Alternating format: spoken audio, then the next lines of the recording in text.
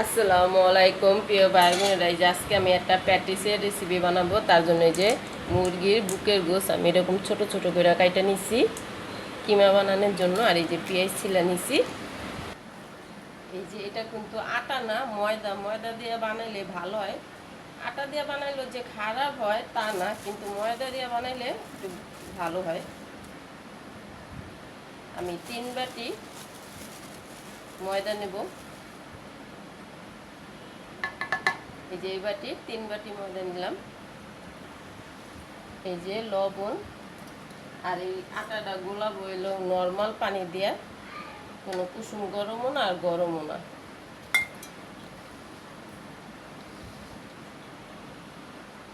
এই যে আটাটা আমি মাইখা নিয়েছি। এখন এখান থেকে একটু তেল দিয়া সুন্দর করে রাইখা দেব।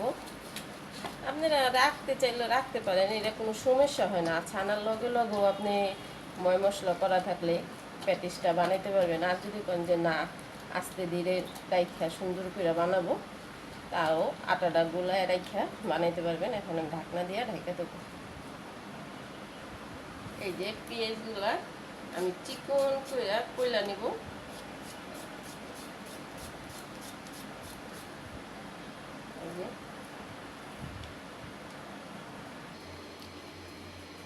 এই যে প্যান কড়াইটা বসাই দিচ্ছি। এখন আমি তেল দিয়ে দেবো।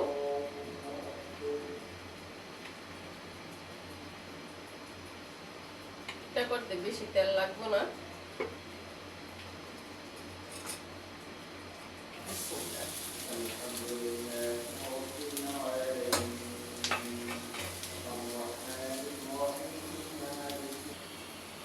এই যে পেঁয়াজটা আমি এরকম করে ভাজা নিছি।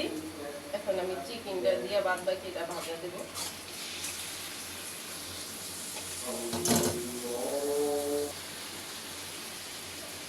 এখানে হলো আদা, রসুন, জিরা আমি একসাথে করে ব্লেন্ডার করে নিয়েছিলাম। তার জন্য এখানটা আমি দিয়ে দিলাম।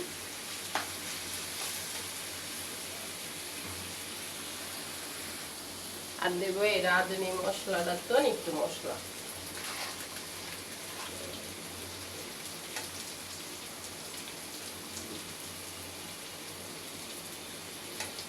4 চামচের 1 চামচ হবে।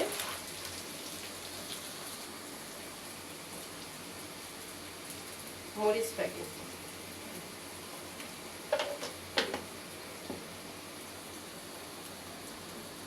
এই যে এখানে অল্প সামান্য একটু পানি দেবো।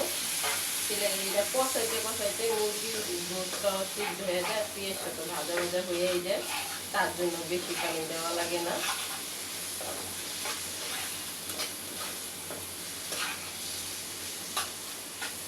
আমার কাছে আজকে আনাম মরিচ নাই, তার জন্য আমি ফ্রিজে রাইখা দিয়ে দিলাম। আমার বিপদের আপনজন যখন আমার প্রয়োজন পড়ে। কাঁচামরিচ,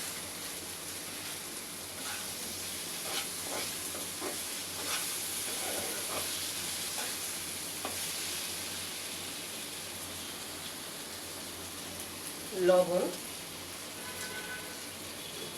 আমি কিন্তু এখানে বন্ধুরা দেখছেন হলুদ ফাঁকি দিই নাই, রাঁধুনি মশলাটা দিচ্ছি ওইটার সাথে হলুদ ফাঁকি থাকে, তার জন্য হলুদ ফাঁকিটা না দিলেও চলে। দেখুন হলুদ ফাঁকি দিই নাই, তারপরও কালারটা কিন্তু খুব সুন্দর আসছে মাশাআল্লাহ। দিলে একটা লাড়া চাড়া দিয়ে গোটা গাটা দিয়ে বানাই ফেলাইবেন, দেখবেন সুন্দরই হইব।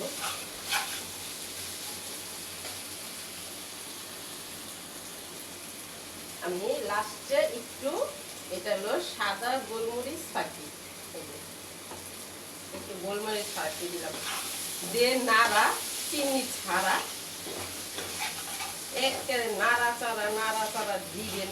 চিনি মিনি ছাড়া হইয়া দেব। দেখুন আমার এটা কিন্তু অনেক সুন্দর হয়েছে। মশলা দিলে সব দিক দিয়ে ভালো হয়েছে। কোনো তেলটা এক্সট্রা যে অনেক তেল থাকে সেইটাও কিন্তু নাই। আমার এটা হয়ে গেছে।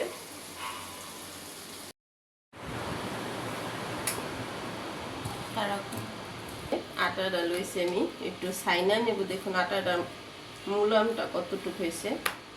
এই যে এরকমই হইতে হয়। এই যে আমার 11টা লিচি কেটে নিছি আমি, যেমন 11টা রুটি হইব। এই যে এটা হলো রান্নার তেল নিছি, আর এখানে হলো আপনি ডালডা দিয়ে দেব। সবগুলা ডালডা দিলে আবার বেশি হয়ে যায়, তার জন্য ডালডা আর রান্নার তেল মিলাইয়া আমি গরম করে নেব। এই যে, আর এখানে আমি ময়দা আর কর্নফ্লাওয়ার, এই চামচের 3 চামচ কর্নফ্লাওয়ার নিছি, আর ময়দা নিছি, দুইটা মিক্সচার করে আমি এইটা দিয়েই এই আটাটা বেলব। এই যে রুটিগুলো এইভাবে বেলে নেব।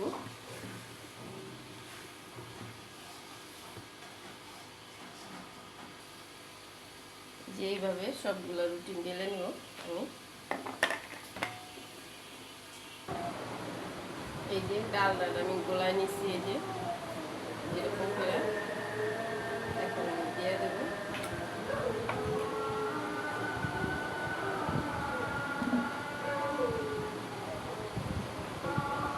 এই যে ময়দা আর কর্নফ্লাওয়ারটা একটুখানি উপর দিয়ে দিবেন। এই যে এখানে 6টা রুটি দিছি আমি, এই যে এরকম 6 পাল্লা হয়েছে, তাহলে 6টা রুটি দেওয়া অনেক। এখন এই যে বেলনটা দিয়ে আস্তে আস্তে করে একটু এরকম এরকম করে হালকা হাতে বেলে নেবেন।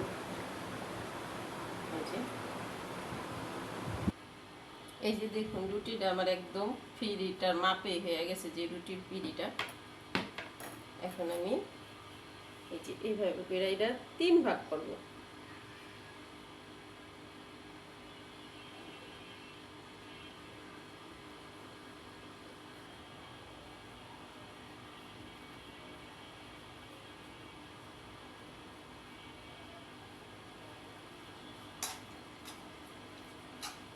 এই যে কিমাটা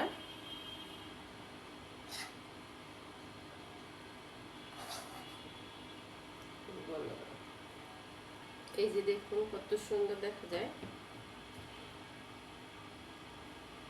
এরকম করে ধইরা এই যে এরকম করে পটলায় দিবেন, আলতো হাতে একটু চাটা দিয়ে দিবেন।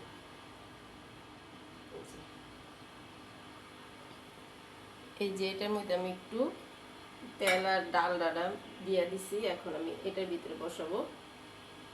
এই যে এটার ভিতরে 2টা যাবে, বেশি যাবে না।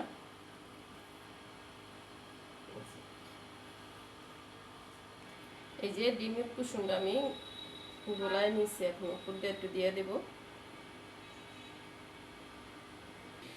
এই যে কড়াইটা আমি 10 মিনিট গরমে রাখছি, রাইখা গরম করে নিছি। এখন এই যে বসাই দিলাম।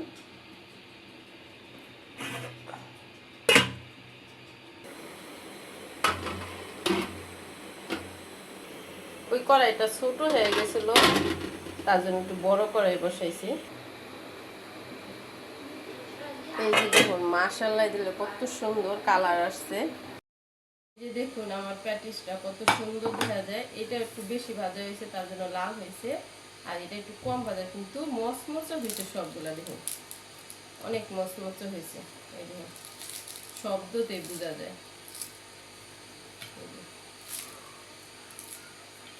সবগুলা অনেক মচমচে হয়েছে। এই যে